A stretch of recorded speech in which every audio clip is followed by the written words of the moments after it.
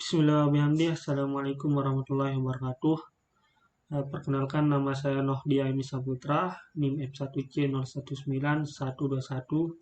Di sini saya akan menjelaskan tentang tugas dari mata kuliah pemilihan bahan dan proses, di mana saya mendapat judul dari dosen Bapak Arianto tentang baja karbon dan baja paduan.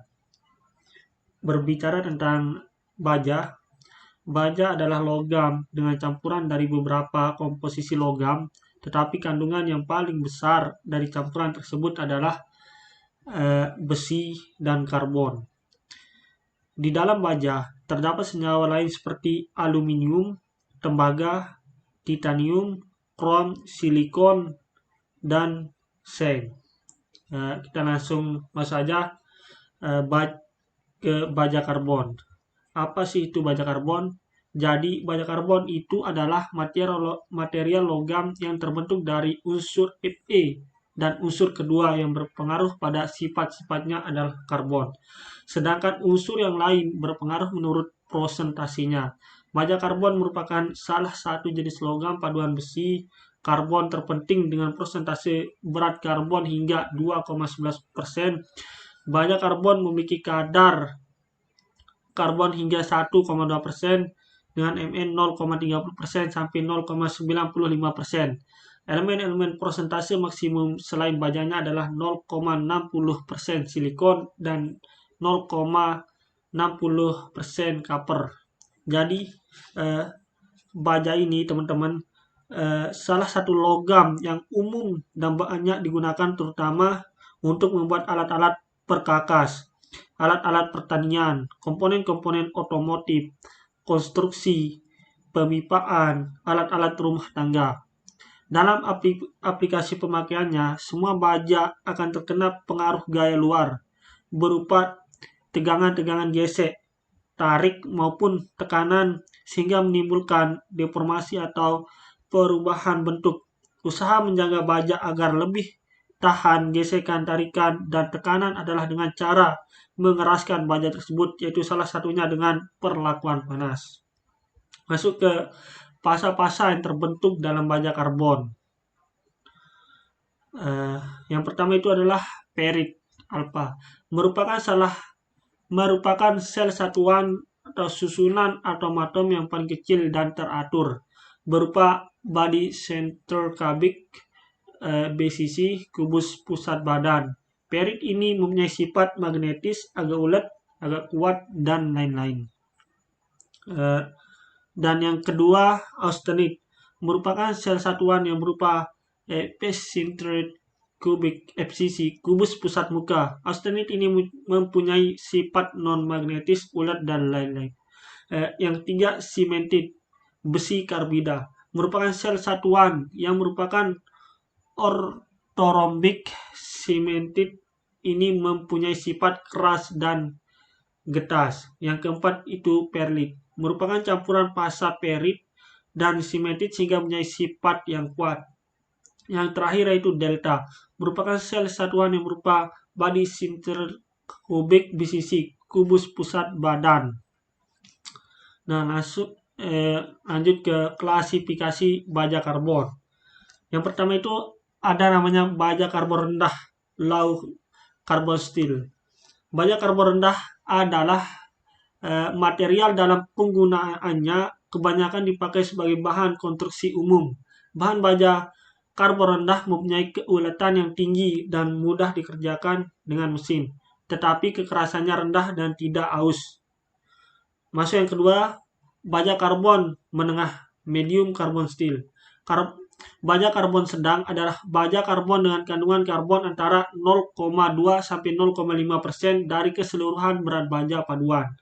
Sifat-sifat mekanik dari baja karbon sedang dapat diperoleh melalui perlakuan panas dengan celup cepat yang diikuti dengan penempaan. Yang terakhir itu ada namanya baja karbon tinggi, high carbon steel. Baja karbon tinggi adalah baja paduan dengan kandungan karbon antara 0,6% sampai 1,4%. Dari keseluruhan berat baja paduan, sifat baja karbon tinggi adalah sangat keras dan kuat, tetapi memiliki uletan yang rendah. Baik, langsung kita masuk ke cara pembuatan baja karbon. Jadi, proses pembuatan baja karbon dimulai dengan proses ekstraksi biji besi. Proses reduksi umumnya terjadi di dalam tanur tiup, blast furnace, di mana di dalamnya biji besi, iron ore, dan batu gamping, limestone, yang telah mengalami pemanggangan sintering diproses bersama-sama dengan kokas atau koks yang berasal dari batu bara. Serangkaian reaksi terjadi di dalam tanur pada waktu dan lokasi yang berbeda-beda. Tetapi reaksi penting yang mereduksi biji besi menjadi logam besi adalah Fe2O3 ditambah 3COA2Fe ditambah 3CO2. Luaran utama dari proses ini adalah lelehan besi mentah molten thick iron dengan kandungan karbon yang cukup tinggi 4% karbon, beserta pengotor-pengotor lain seperti silikon, mangan, sulfur, dan fosfor. Besi mentah ini belum dapat dimanfaatkan secara langsung untuk aplikasi rekayasa karena sifat-sifat mekanisnya belum sesuai dengan yang dibutuhkan karena pengotor-pengotor tersebut. Besi mentah berupa lelehan atau coran selanjutnya dikirim menuju konverter yang akan mengkonversinya menjadi baja. Kita bisa melihat ilustrasi rute pembuatan baja di gambar sebelah kanan. Lanjut ke baja paduan.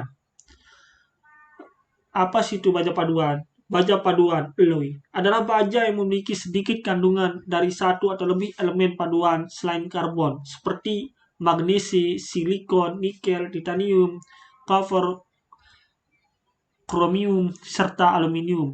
Pencampuran tersebut menghasilkan sifat yang tidak dimiliki oleh baja karbon reguler. Baja paduan sering sekali digunakan di industri karena biayanya yang ekonomis, mudah ditemukan, mudah diproses, dan memiliki sifat mekanik yang baik.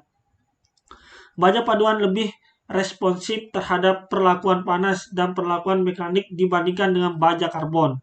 Baja paduan dibuat dengan mengkombinasikan baja karbon dengan satu atau lebih elemen paduan sehingga merubah kekerasan, ketahanan korosi, kekuatan, kemudian untuk dibentuk formability, serta kemudahan untuk dilas. Lanjut ke elemen paduan dan efeknya. Yang pertama, elemen dari paduan itu yaitu kromium. Efeknya meningkatkan kekerasan, ketangguhan, dan ketahanan aus. Yang kedua, kobalt. Efeknya digunakan dalam pembuatan peralatan pahat, meningkatkan kekerasan pada suhu tinggi. Yang ketiga, manganesi. Efeknya meningkatkan kekerasan permukaan, ketahanan mulur, dan beban kejut. Molybdenum. Efeknya meningkatkan kekuatan ketahanan terhadap beban kejut atau panas. Yang ketiga, nikel, meningkatkan kekuatan dan ketangguhan serta ketahanan korosinya. Selanjutnya, tungsten, meningkatkan kekerasan dan struktur garis batas antar struktur mikrograin. Hanya vanadium, meningkatkan kekuatan, ketangguhan, dan ketahanan beban kejut serta ketahanan terhadap korosi. Selanjutnya, kromium vanadium, meningkatkan kekuatan tarik secara signifikan, keras namun mudah untuk dibengkokkan dan dipotong. Lanjut ke klasifikasi baja paduan.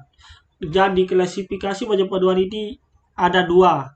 Pertama itu baja paduan tinggi dan baja paduan rendah. Baja paduan tinggi merupakan baja dengan kandungan elemen paduan sebesar lebih dari 8%. Material yang tergolong dalam baja paduan tinggi antara lain stainless steel, tool steel, baja tahan panas, baja tahan aus, dan baja berkekuatan sangat tinggi. Yang kedua, baja paduan rendah. Baja paduan rendah adalah baja paduan dengan jumlah unsur paduan kurang dari 10% dan memiliki kadar karbon seperti baja karbon, tetapi ada sedikit unsur paduan. Penambah unsur paduan dapat meningkatkan kekuatan tanpa mengurangi keulatannya. Kekuatan batik selain itu daya tahan terhadap korosi, aus, dan panas lebih baik. Mungkin cuma itu penjelasan dari saya. Mohon maaf kalau ada kekurangan. Thanks for watching. Assalamualaikum warahmatullahi wabarakatuh.